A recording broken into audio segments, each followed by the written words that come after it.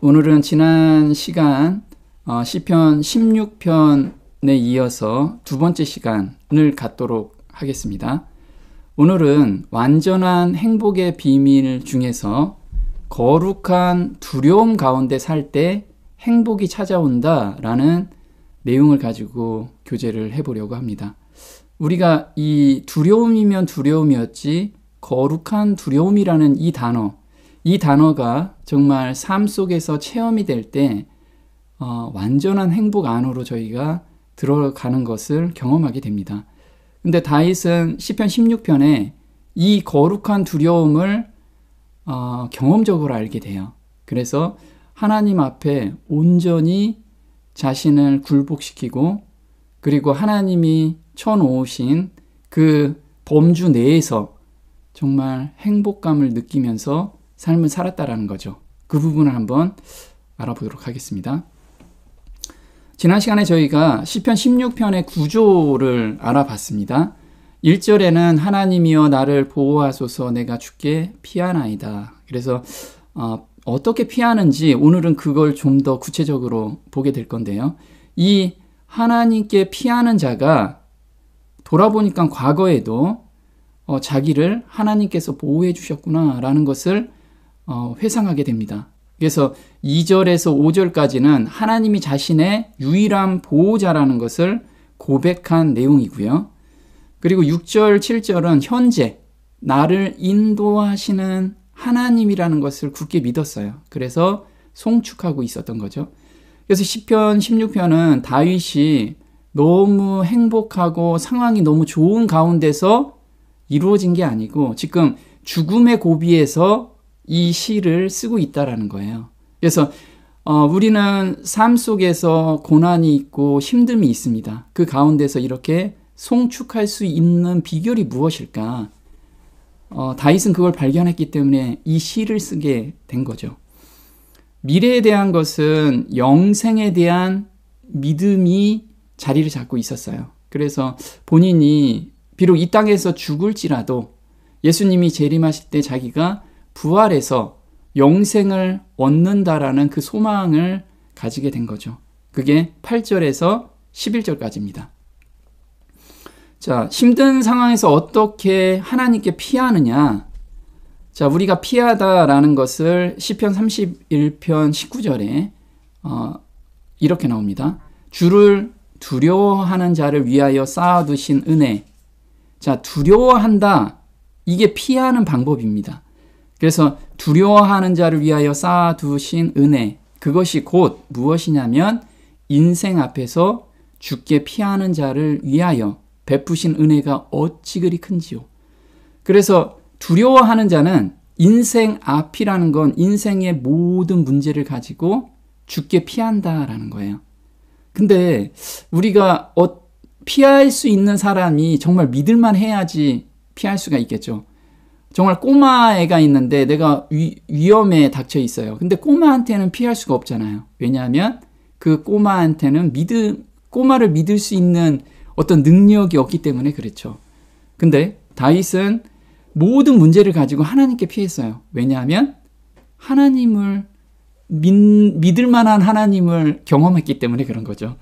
그래서 우리가 여기서 두려워하는 자를 뭐라고 하냐면 원어로는 야레라고 합니다. 이게 경외하는 자, 다른 말로는 거룩한 두려움 가운데 있는 자. 그래서 경외하다라는 뜻이 우리는 존경하다 이런 뜻인데 그 뜻을 좀 더 들어가면 거룩한 두려움이라는 거예요. 그러면 거룩한 두려움이라는 건 어떤 의미냐? 두 가지 내용이 포함되어 있습니다. 첫 번째는 하나님의 품성을 깨닫게 될 때, 우리가 성경을 통해서 하나님의 품성을 자기가 깊이 깨닫고 그것을 체험적으로 알 땐 자기 자신이 정말 아무것도 아니라는 것을 몸소 토로하게 됩니다. 그래서 하나님의 영광 앞에 서면 두려움과 함께 그동안에 알고 있던 지식이나 믿음이 얼마나 보잘것없는지를 깨닫게 되고 철저한 회개가 이루어지며 하나님께 살려달라고 간절히 매달리게 된다. 이게 하나님의 품성을 깨달을 때 발생하는 자연스럽게 나오는 행동이라는 거예요. 나는 지금 열심히 잘 살고 있는 것 같아. 난 믿음 가운데 있는 것 같아. 그런데 하나님의 그 품성을 우리가 깨달을 때, 정말 깊이 깨달을 때는 내가 아무것도 아니구나. 내가 그동안에 믿고 있는 이 믿음이라는 게 정말 아무것도 아니구나라는 것을 정말 처절하게 회개하게 돼요.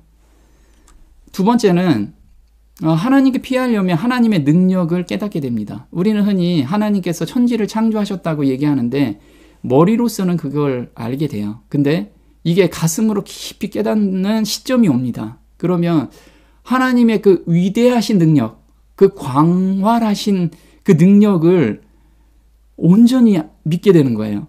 그러면 하나님께 그냥 어떤 문제가 있으면 폭 빠지고 싶잖아요. 왜? 그 엄청난 능력을 가지신 분이 나의 아버지라는 것을 그때 깨닫게 되기 때문에.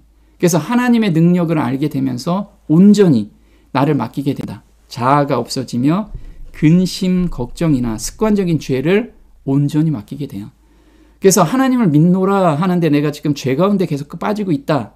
또 근심, 걱정 가운데 내가 계속 빠져 있다라는 것은 머리로만 믿고 있고 가슴으로는 현재 하나님을 믿고 있지 않다라는 반증이에요.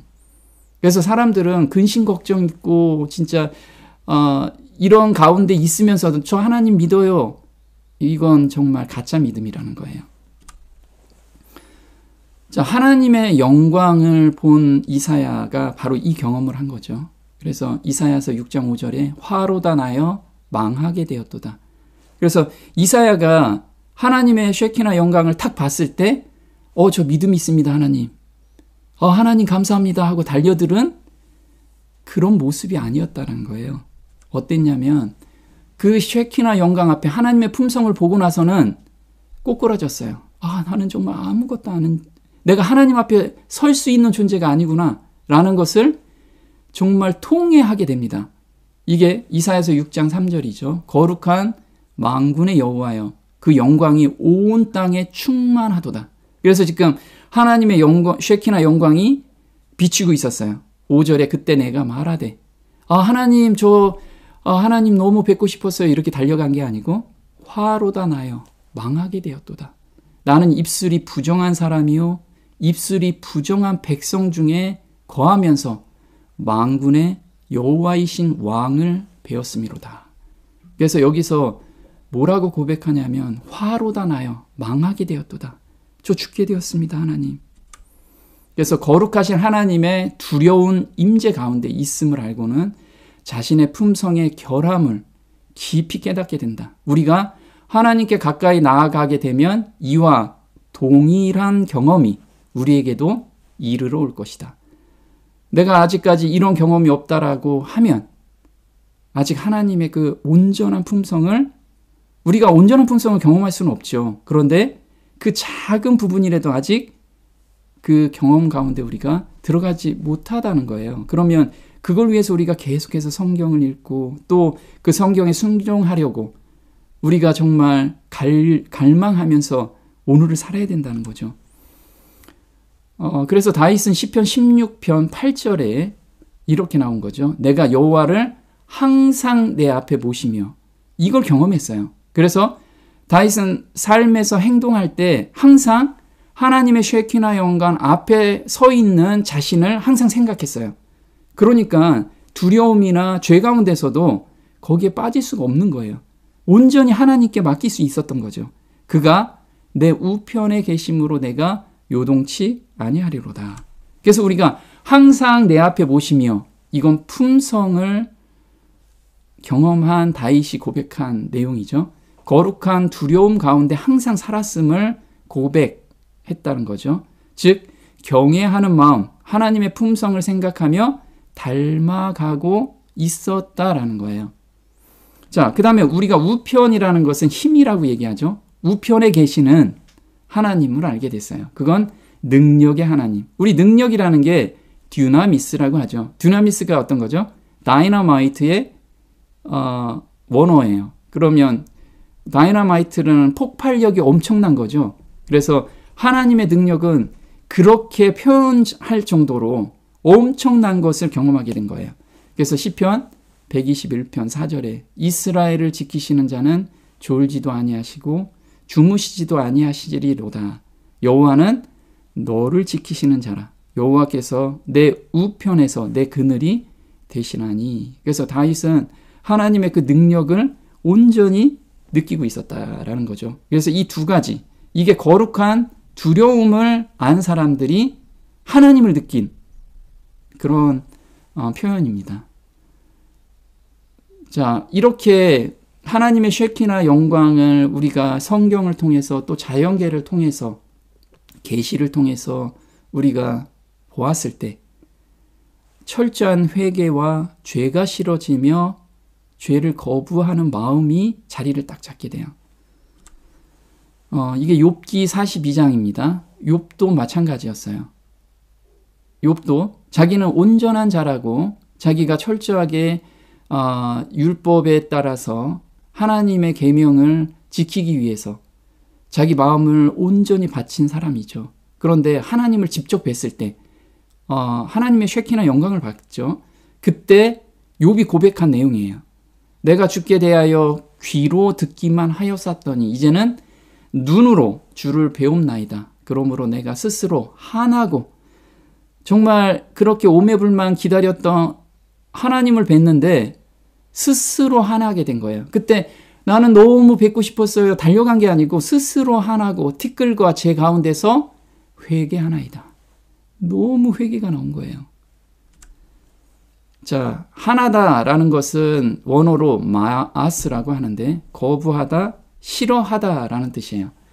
이게 어떤 내용이냐면 이론적으로 안 하나님을 경험적으로 체험하게 되었을 때 어리석은 말과 행동을 싫어하며 거부하는 마음이 자연스럽게 생긴다는 거예요. 철저하고 완전한 회개의 표시로 크게 애통하여 스스로를 겸비하게 하는 것임을 나타내기 위함이다.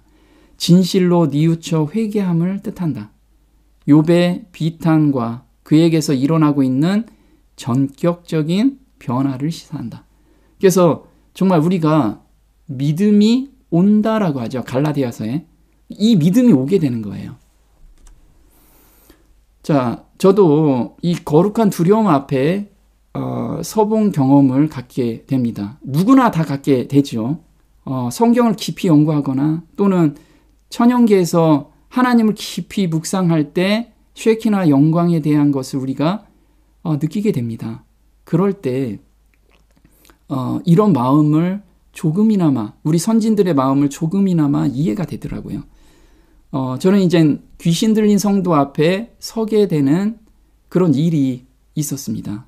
그런데 저는 그동안에 귀신 들린 성도한테 서본 적이 한 번도 없었기 때문에 굉장히 두려움 가운데 있었어요. 그래서 밤 늦게까지 기도하고 하나님 저한테 제가 어떻게 해야 되나요? 하면서 계속 기도 중에 정말 하나님의 쉐키나 영광, 그 하나님의 품성을 제가 깊이 느끼게 되는, 깨닫게 되는 그런 상황으로 저를 인도해 가시더라고요. 근데 그때 정말 찰나의 순간에 우리가 죽음 앞에서는 찰나의 순간에 내가 그동안에 살아왔던 모든 삶이 그 필름이 지나가는 것처럼 아주 짧은 시간에 모든 것이 지나가는 것을 느끼게 됩니다. 아마 많은 사람들이 경험했을 거예요. 근데 저도 그 경험을 가게 됩니다. 그런데 저는 그 하나님 앞에서 제가 설 수 없는 존재라는 것을 정말 통회하게 됩니다. 그래서 너무 두려운 거예요. 너무 두려운 가운데서 하나님께 계속해서 매달리게 됩니다. 그때 하나님 오른쪽에 계신 예수님의 그 인자하신 눈으로 저한테 내 죄를 모두 용서하고 계시는 그 예수님을 제가 만나게 됩니다. 그러면서 정말 제가 마음이 평안한 가운데 그 귀신 들린 성도한테 제가 가서 기도하고 찬송 부르고 그 다음에 성경 읽고 이 담대함으로 하나님께서 저를 인도하시더라고요. 이사야서 6장 8절에 내가 또 주의 목소리를 들은즉 이르시되 내가 누구를 보내며. 자, 이때 하나님의 그 쉐키나 영광, 그 품성, 그것을 경험하게 되면 그 다음에 나오는 행동이 바로 이사야서 6장 8절이에요. 하나님께서는 누가 내 이 마음을 전하겠느냐. 나의 이 애타는 마음, 죄인을 구원해 놨는데 믿지 않는 이 자들한테, 이 사랑하는 아들, 딸들한테, 멸망으로 달려가는 아들, 딸들한테 이걸 누가 좀 전해줄래? 이렇게 말씀을 하세요. 그때 이사야가 고백한 게 있죠. 그때 내가 가로되 내가 여기 있나이다. 나를 보내소서.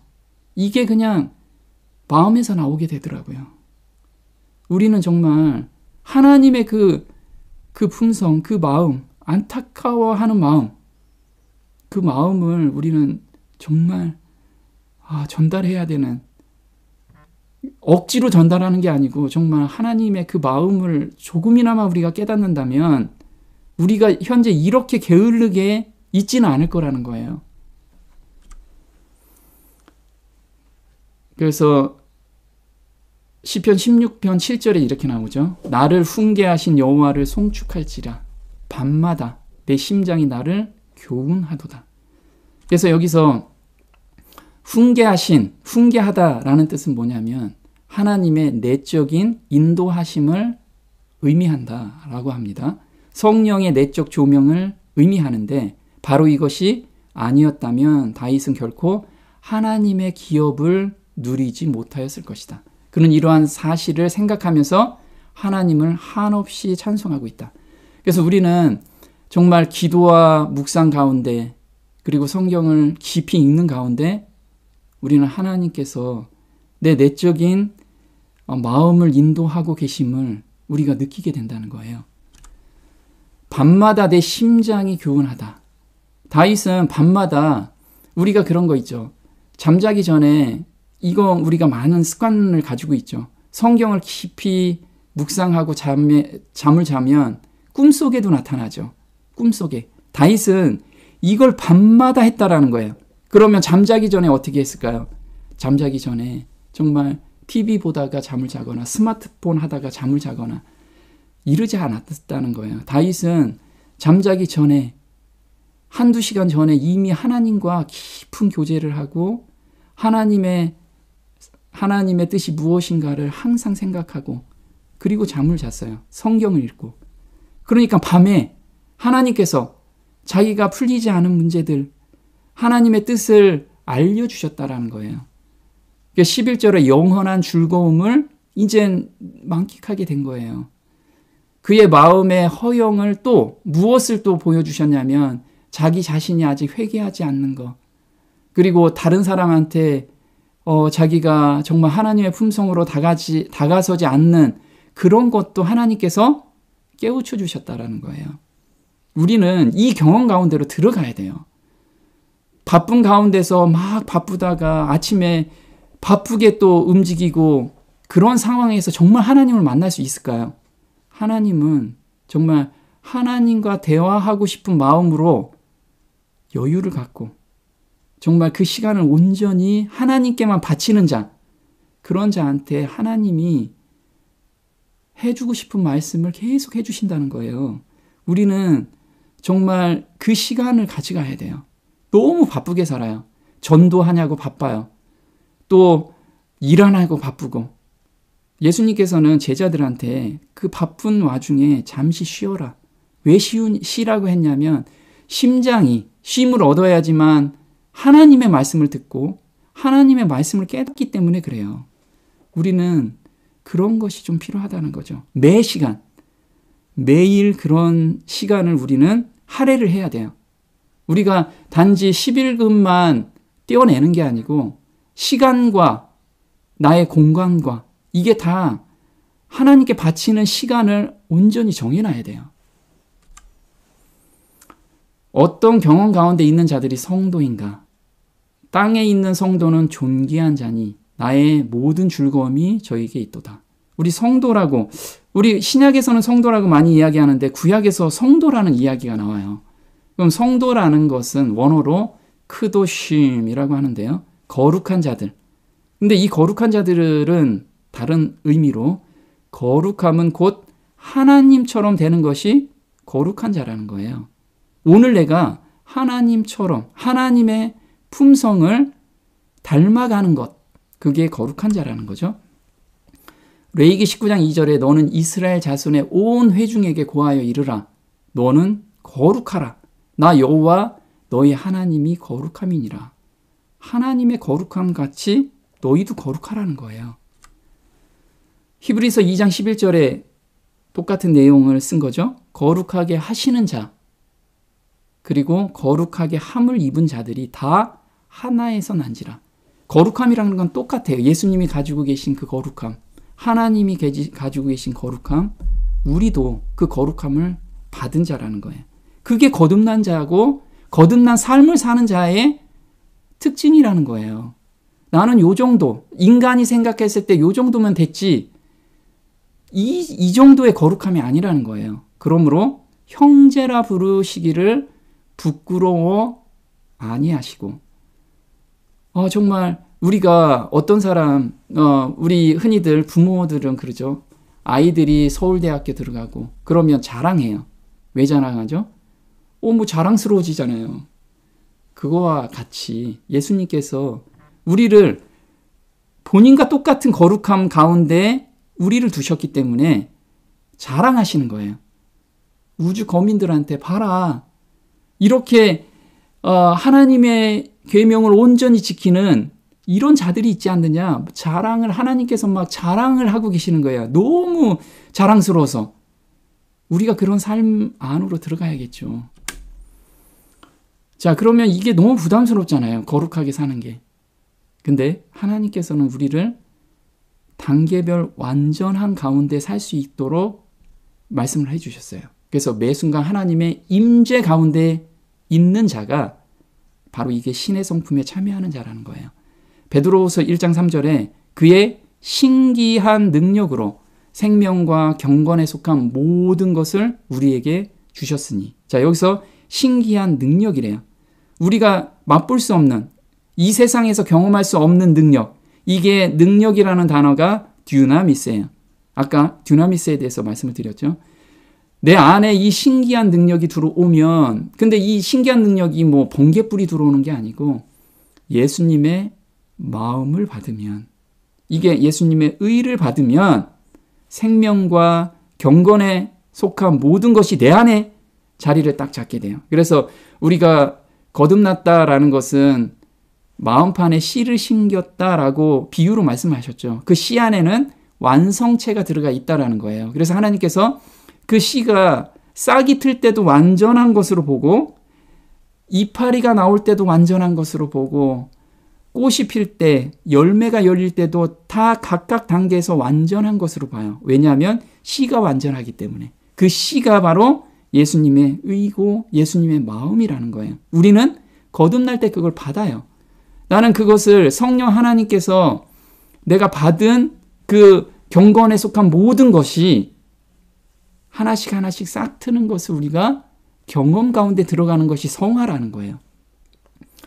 그래서 내 힘으로 하는 게 아니고 내 안에 거한 그리스도의 능력이 그 신의 성품에까지 참여하게 우리를 매 순간 인도해 간다는 거예요. 그게 온전히 의지할 때, 겨자씨와 같은 믿음 안에 있을 때, 겨자씨는 자기가 자라나야지 한다고 자라는 게 아니고 정말 온전히 하나님의 섭리에 자기를 맡기는 믿음, 그게 겨자씨와 같은 믿음이라는 거예요. 세상에서 썩어질 것을 피하여 신의 성품에 참여하는 자가 되게 하려 하셨으니, 그래서 그 매 단계가 완전하다라고 표현한 것이 5절부터예요. 그러므로 너희가 더욱 힘써 너희 믿음의 덕의 지식의 경건을, 이것을 우리한테 그 매 단계별로 자라남에 대해서 말씀을 해 주셨다라는 거죠. 그래서 오늘 저희가 이런 하나님의 섭리, 우리가 거룩한 두려움 가운데 하나님을 맞이하고 내 앞에 항상 계신 하나님을 생각하면서 하루를 살게 된다면 정말 어려움과 고통 가운데서도 찬양과 경배가 나오면서 하루를 보낼 수 있다라는 것을 기억하면서 하루를 보냈으면 좋겠습니다. 오늘 여기까지 하겠습니다.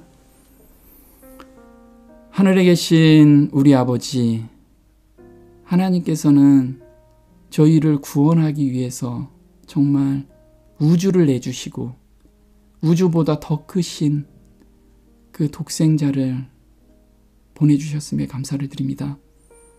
저희를 구원하실 뿐만 아니라 하나님의 신의 성품에 참여하게 하기 위해서 예수님의 그 마음을 저희한테 심어주시고 하나님을 사랑하게 만드는 마음으로 저희를 변화시켜 주셨음에, 재창조해 주셨음에 감사를 드립니다. 저희 받은 이 마음은 우리가 노력으로 얻은 게 아니라 하나님의 은혜로서 저희에게 주셨음에 감사를 드립니다. 저희가 받은 이 마음을 항상 생각하면서 오늘을 살 수 있는 그 성도로 저희를 인도해 주시기를 간절히 바라오며 이 모든 것 우리 주 예수님의 이름으로 감사하며 기도드립니다. 아멘.